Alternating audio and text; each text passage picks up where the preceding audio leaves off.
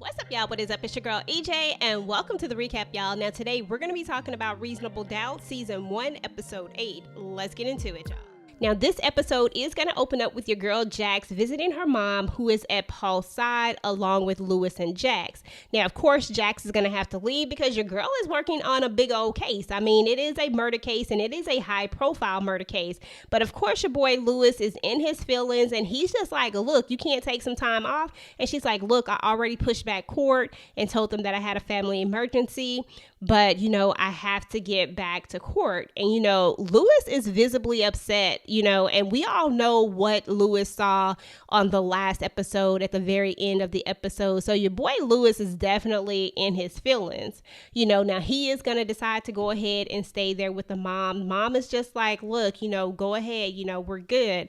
Now your boy Brayden is going to find out that the board is having a meeting without him. Turns out your boy Theo is making moves. You know what I'm saying? He's called this meeting because he thought that Brayden was supposed to be in court, but your boy Brayden had the break because of Jax's situation, and now he's kind of caught them doing their thing. Now Brayden is going to try to play it cool, and he's just going to, agree with it and go on. Now, Theo is going to say that he is going to go, on television, and he's basically supposed to be going on television to say good things. They're supposed to be trying to make sure that if they do decide to sell the company, that there are still some buyers. So, it is what it is. So meanwhile, we are going to start seeing flashbacks of teenage Jax. And, we're starting to learn why she has issues with her stepfather. We're starting to learn where some of her trauma comes in. Now, in this one scene, we are going to see him drop her off at a friend's house. And we're also going to see him tell her, hey, I've been saving up some money for you for a car, yada, yada, yada. And so, of course, she hugs him. You know what I'm saying? She's excited about this. And then we're going to see him kind of brush up against her breast. And, it was a really awkward situation. And, teenage Jax, you could tell that she knew something was off. And in that moment, I feel like she might have just been like, okay, was that a mistake or was that real? Now, this is one of the first times that this has happened. So meanwhile, moving back to present day Jax, she's going to take the kids to visit Paul at the hospital. But as she kind of looks at him when he holds Naima's hand, your girl Jax just really can't, stay there much longer. Like, she can't really be in his presence for too long. And so she just takes the kids and say that they have to go. Now, meanwhile, your boy Brayden is upset and wants to take the stand, but Jax is like, look, no, you cannot take the stand, because if you take the stand, you're going to open up a whole lot more. Like, no, you cannot take the stand. And he's just like, look, I can do this, and, Brayden is very cocky and he really thinks he can handle being on the stand. So Jax is like, okay, let's do a mock-up. So you see Brayden actually give this sob story at some point, and I was just like, is he acting? Like, is he really acting right now? Like, your boy Brayden was doing a lot. So anyway, y'all, your girl Jax just tears him up, even in this mock trial. And I believe in this moment, your boy Brayden realizes that he probably shouldn't take the stand. So anyway, y'all, meanwhile, your girl Jax is going to have lunch with Damon, and we're going to start to see some of his true colors come out. Now, we did see a glimpse of it on the last episode where he actually erases text messages from her phone, where he actually looks inside of her phone. I mean, your boy committed all types of violations with this, but he is going to get upset with Jax, because she has to take a phone call from her husband because she has to leave because there is an emergency. And she's just like, this is the father of my children. Not to mention, Damon, this is also her husband. Like, you ain't her man, bro. Like, y'all are just sleeping together at this point. However, she is very much still married and she has children with this man. So anyway, y'all, your boy Damon is going to be completely out of line because he actually wants to come with her to pick up. Like, dude, you not finna meet my kids. Like, you not finna meet my kids. My husband that I might just get back with. Like, no, like, what are you trying to do exactly? No, sir, this is not how we do this. So anyway, y'all, he gets extremely upset about that. And I think he basically tell her she could go or something. And then she reminds him like, look, the last man that gave me an ultimatum don't live with me no more. So it is what it is, Damon. So anyway, y'all, Jax and Lewis have gotten their wires crossed. They're co-parenting and they somehow forgot who was going to pick up the kids. So the kids are actually stranded. They're stuck at school because no one has picked them up. And Naima is upset. Of course, their son Spencer is upset, and Spencer is actually going to go tell Naima to go get in the car because he's about to have a few words with his parents. And it's kind of interesting because Spencer's just like, look, y'all need to get this figured out. He basically checks both of his parents, letting them know that the people that are getting hurt by all of this are him and Naima. I can't even be mad at him for that because we see that his grades are already slipping, and we do see that this is truly bothering them. You know what I'm saying? Like, it's really getting to them and they really need to figure it out. Now, I would love to just blame all of this on Lewis because Lewis is the one who left at the end of the day. But at the same time, I feel like, he and Jax both need to be communicating a lot better, and that, Lewis is going to have to be open to some therapy because Jax wants to go and talk this out, but Lewis doesn't want to go talk it out. So I'm not trying to be one-sided here, guys. I really am not. But Lewis really did leave. He left. Now, is Jax right for all the stuff that she doing? No, absolutely not. She just doing the most. But my point is that Lewis actually got up and left their marriage when they could have just left and went to get some therapy, like some counseling. Like, that probably should have been the first step before you just go out of the house, before you have a trial separation. Shouldn't you do everything possible first, like have counseling? Like, I think that should have happened. So anyway, y'all, your girl Chanel is going to come out and talk to her friend because her friend is going through it. Her friend is going through a lot. She's making these questionable decisions. She's triggered by this whole situation with Paul. She's going through this trial separation, and then she has this guy that she ignited this situationship with, and now he's trying to force her to have more, and it's just all getting out of hand. And we also going to learn that your girl Chanel is the only person that Jax ever told about Paul trying to groom her as a teenager. Now, Chanel is going to tell her that she talked to Lewis and that she mentioned about how happy Jax was because, of course, she didn't know that Jax was having this situationship with Damon. She thought that Lewis was the one putting that smile back on her face. So anyway, your girl Jax is going to get upset about this whole thing, and Chanel is just going to be, that she's sorry that she's had so much trauma in her life and that she has to, even make up some when there isn't any, but that she needs to deal with it before she ends up losing everything and everyone around her. And she's absolutely right. Jax has to find a way to deal with all of this because ultimately she is going to lose the very things that she loves, and the grass is not always greener on the other side. Yeah, it feels like it's easier with Damon, but we all see that Damon wants something that she can't give. I just think that this thing between her and Lewis, I just feel like it can be saved, y'all. Like, I feel like they just really just need to figure it out. I just don't think this is the end for these two, but I think they're just going through a really rough patch that they're going to have to fight to be able to save their marriage at the end of the day. So anyway, y'all, remember that there was another fingerprint on the glass.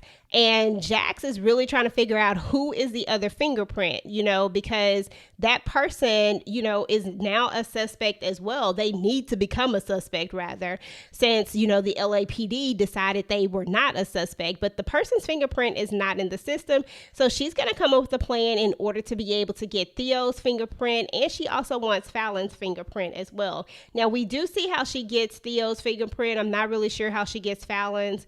So anyway, y'all, your girl Sarah is going to take the stand, and Jax is going to end up making her look like a suspect, and your girl Sarah just was not feeling that at all, and she is pissed at your girl Jax. So anyway, y'all, Theo and Rich are going to meet up for drinks, and your boy Theo is just a class A jerk. You know what I'm saying? He is just a butt for real. Now, they, of course, are going to be able to get the fingerprint. Now, I initially said that Theo was at the top of my list, that he probably made the most sense in all of this, and he had the most to gain. And that is very true for me still. I do feel like he had the most to gain. But I'm also starting to think, like, after seeing this episode and seeing how big of a jerk Theo was, I don't think that he actually killed her. Do I think that he had some type of confrontation with her? Absolutely. But I think the person that killed her, this may have been a little bit more personal for them. So I'm going to go with my next best guess, which was Sarah. So I'm thinking that Sarah did this, but I think that Brayden knows that she did this. And I think that he is definitely trying to protect her, in some sort of way. So I don't know. That's my current theory. I mean, they really are doing a really good job at keeping us guessing at who actually committed this murder. Because, I mean, at some point, I was even like, did his mama kill her? Dang, the way she was up there on that stand and the way she was like, she was riding, ready to kill for her other son. I don't know. I was just like, are you ready to kill for Brayden too? I don't know, y'all. So anyway, your boy Theo is going to take the stand, and your girl Jax is going to make him look like the suspect, which is exactly what she is supposed to do. She needs to create to this jury that there are other suspects out there, that there are other people with a lot of reasons why they wanted Kalisha to be dead. And there's no different than Theo. You know what I'm saying? Theo definitely had a lot to gain from Kalisha being dead. Now, I don't know if I mentioned it earlier, but your boy Theo, when he went on that television show, he made the announcement that he is now going to be the interim CEO. He didn't even bother to tell his partner, Brayden, about this. He just basically, did it. And your boy Brayden is just sitting up there looking crazy, not even knowing that he's getting his company pulled right off from under him by his partner. So not only does Jax make him look like a suspect, but she also reveals a few other secrets that Brayden wasn't aware of either. And that's that Theo was embezzling money, he overvalued clout, and that Kalisha was going to tell all of this. This is what she was going to expose, So to be honest, like I said, Theo had a lot to gain from this. But as I have been sitting and thinking with this, and as more details emerge, because we are also going to find out that your boy Theo did visit Kalisha that night as well.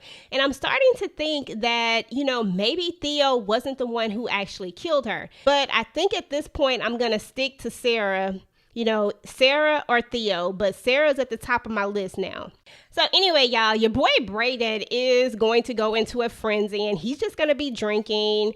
Your girl Jax is going to stop by, and it is going to be very clear that Sarah ain't messing with Jax right now. She just like, your lawyer's here, and just walks out. Like, it is crazy. Sarah is really still pissed at Jax. So anyway, y'all, Brayden is, talking to Jax, and, he's just having this pity moment, and then he's going to ask her for a hug, and next thing you know, your boy Brayden is going to try to kiss her and tell her that she smells like her. He's talking about Kalisha, and I'm just like, Brayden, come on now, bro. Like, really? Is that what we doing? So anyway, your girl Jax is really triggered by this. She goes out, she gets in the car, and you can tell that this really brought back some things for her. As you know, we've been seeing a lot of flashbacks of the younger Jax, and we're learning a lot about her trauma. Now, anyway, y'all, Will is going to end up stopping by, and he's going to tell Jax that she hasn't returned any of his texts, any of his calls. And of course, we all know that Damon erased them, so that's why she hasn't gotten them. He probably even blocked his number, amongst other things. But he's just going to be like, look, I need a reference. Ever since this little situation that happened with us, and he even figured out the whole camera thing. He knew that there was definitely something up. He's just like, I need a job and a reference. And that's literally all he came by there for. He needs her help. And she, of course, agreed to help him because of everything that went down. So he's getting ready to leave, and your boy Damon is just going to pop up, and when he sees him, he's going to go in and he's going to start, fighting. And it's just crazy. I'm just like, Damon, you are psycho. Like, you are entirely psycho, bruh. And so, Will is just like, look, you're not going to ever hear from me again. Like, this was the worst thing that ever happened to me, was meeting you, having anything to do with you. Like, Will is just done. So anyway, y'all, we're starting to see that Damon definitely has some deep-seated issues. And I'm really starting to think that Damon might have just did what he went to jail for. You know what I'm saying? Like, Damon might have actually killed that guy, and it is what it is, because you can tell that he gets angry. He goes from 0 to 100 really quickly. Anyway, y'all, Brayden is going to end up apologizing to Jax, and his mom is going to end up taking the stand, and she's going to tell the story about his brother, and her testimony is just going to be so touching. We're going to learn that his mom wanted to kill the man who hurt her son, but Brayden is the one who stopped her. And Brayden is the one who basically was just like, not fighting violence with violence. Like, Brayden didn't want to have anything to do with, hurting another person. And so the defense is going to rest after this. Even the prosecution can't say anything because it's just such a touching moment. Like, the prosecution would have been crazy to actually cross-examine this mom. They would have come across looking real sketch at this point. So the defense rests, and that's kind of where we are. So now, it's pretty much going to be up to, they're going to have their closing statements, and then it's going to be up to the jury to figure out if your boy Brayden is going to be found guilty or not. So anyway, y'all, I forgot to mention that earlier when they were at the school situation, when they forgot the kids, Lewis does end up telling Jax, like, look, I know about Damon. I know about this, and he's just like, he's seeing a divorce attorney, and it's just crazy because you can see that Jax is really taken back by this. Like, she, apologizes, and she just says she doesn't know what she's doing, and at least she being honest. I'm gonna give her that. So anyway, y'all, fast forward a little bit later, after this whole Damon debacle and after all this stuff has happened, Jax is going to end up telling Lewis that she wants him, that she wants to figure it out, how they can be together, and that Damon was a mistake. Meanwhile, we are going to see, the younger Jax, is going through a lot of things. The younger Jax has had her stepfather has accidentally, quote unquote, gotten in the bed with her. Her stepfather has, busted in when she was in the shower, when she was in the bathroom, another violation. Like, there's all these things that he has done.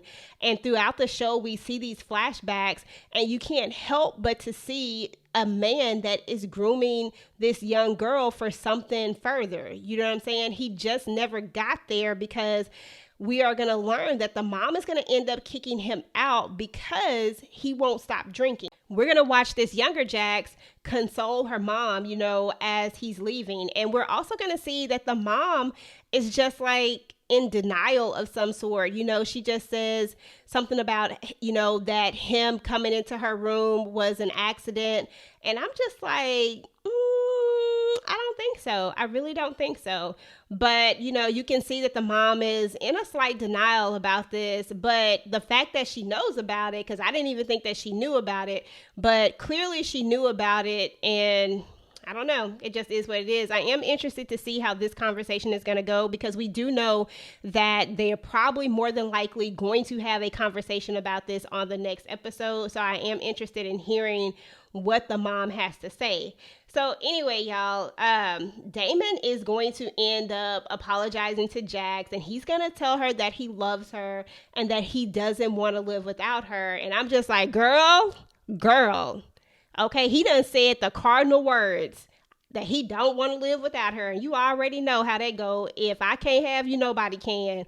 So I'm going to need you to leave him alone, Jax. But anyway, she's going to console him, and she's going to tell him that she's going to be there for him. And I'm just like, girl, how you going to be there for him when you just told your husband that you guys were that you wanted to work on it, that you wanted to be with him? Yeah, Jax is all over the place. I don't know what we going to do with Jax. Like, I love this character, Jax. Don't get me wrong. She's complicated. She's a very interesting character to look at. She is the type of character that, you love her and then you just question all the things that she does, but yet you still love the character. But she needs to figure this out, and Damon is not it. I'm sorry. Damon is going to be way more trouble than what he is worth. I am sorry. The sex can't be that good to go through what she probably about to go through with this Joker, y'all. Because he already exhibiting all of the warning signs, and Jax need to run.